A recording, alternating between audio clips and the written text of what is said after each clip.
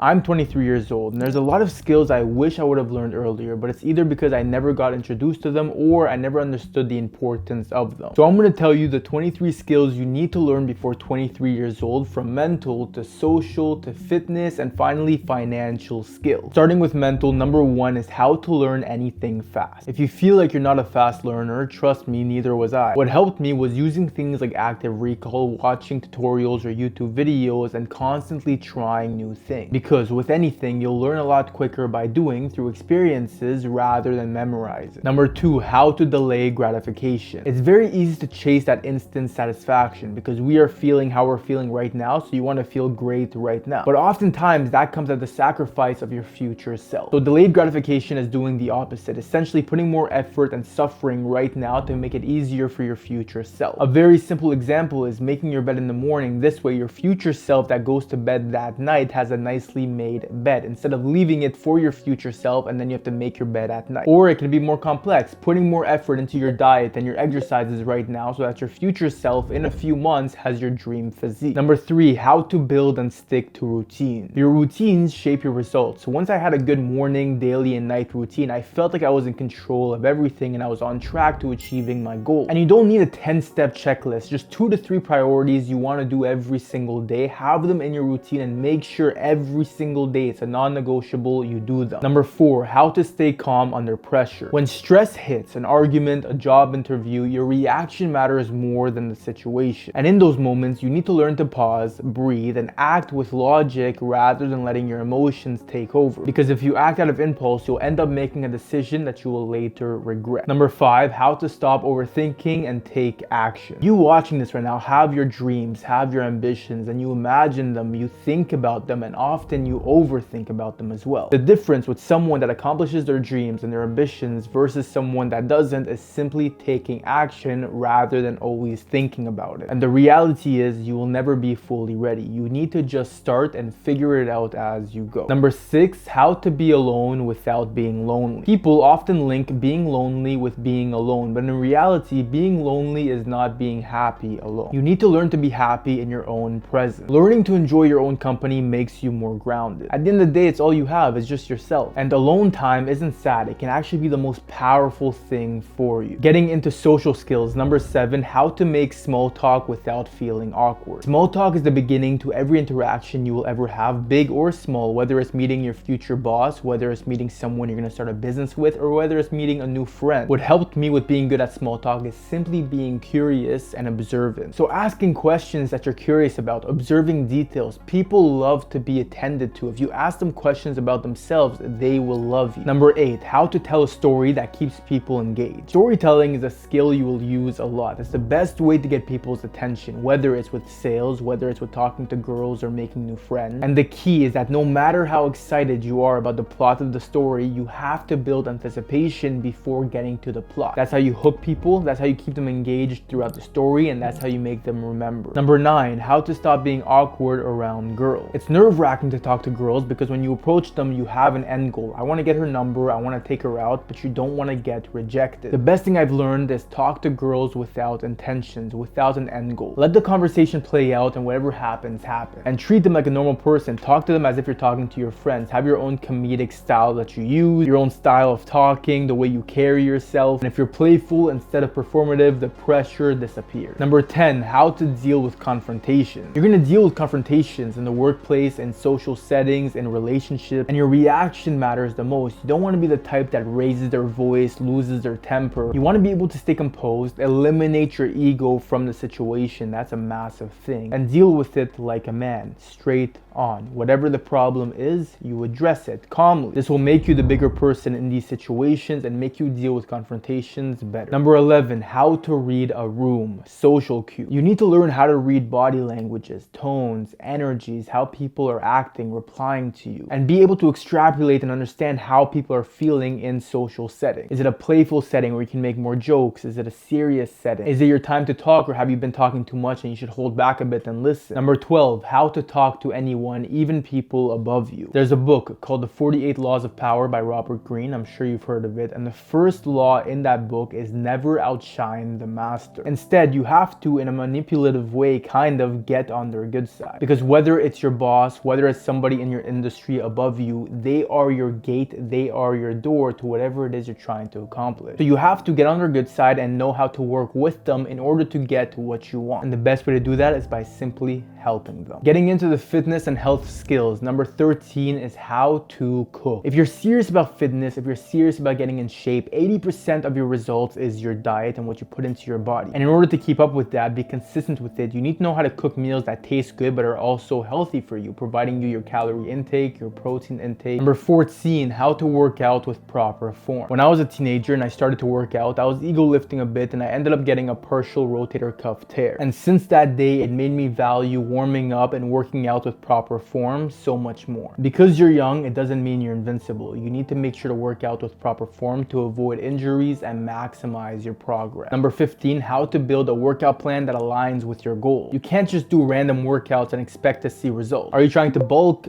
cut, get stronger? Your workouts should match your goal. Number 16, how to get quality sleep every night. We glorify grinding, working hard, and staying up late, but sleep, your recovery, is literally where your body and your brain recovers. You need it to best perform throughout the day. So have a good night routine, whether it's avoiding blue light, journaling, reading. Number 17, how to maintain a grooming and a self-care routine. I've made many videos on full grooming routines you can do, so you can check those out. But these are first impressions people notice from you. How clean you are, how your haircut is, how your skin is, how you smell. And this all comes from your grooming and your self-care routine. So make sure to have a proper one and stay consistent to it. Number 18, how to prevent burnout. You can't just go hard forever. In order to perform at your best, you need to have times where you recharge. So you need to be able to read yourself and understand when you need and when you deserve some time to recharge for yourself. Now getting into the financial skills. Number 19, how to track your spending. Especially nowadays with Apple Pay or tapping your card, it's so easy to spend money until the end of the month comes, you see your credit card bill or you see your bank account deducted and you realize, damn, I spent a lot more money than I would have wanted to. So you need to learn how to budget. How much money every month do you want to put aside to save and invest? How much do you want to spend for fun? How much do you need to spend for bills, groceries, etc.? Number 20, how to build a credit score. Eventually, if you want to loan money for anything, to buy a car, to buy a house, to make an investment, you need to have a good credit score. And in order to build a good credit score, you get a credit card, you make spendings with that credit card, and you pay it off in time. What I personally do that allows me to have a credit score of over 800 is that as soon as I get a new credit card, I call my bank and I tell them, set up my card for automatic payment. So that at the end of each month, automatically, without me having to manually do it, my credit card gets paid off. Number 21, how to sell unwanted items. This is a skill and a habit. You have a lot of things around your room that are collecting dust that you can exchange right now for money by simply posting it on Facebook Marketplace. Number 22, how to start making money online. Again, I've made many videos on this topic, how to make money online, the best side hustles to start, so you can check out those videos. But we are living in a digital age, and right now the social media industry is becoming a multi-billion-dollar industry. There are so many outlets within it to make money online. So unless you want to be left behind, you need to learn and inform yourself about it. Number 23, how to negotiate without being scared. Listen, bro, everything in life is negotiable, whether it's pay, deals, rates, relationship. You just need to be willing to ask, to make an offer, because what's the worst case scenario? You simply get a no. Like and subscribe for more videos. Love you guys.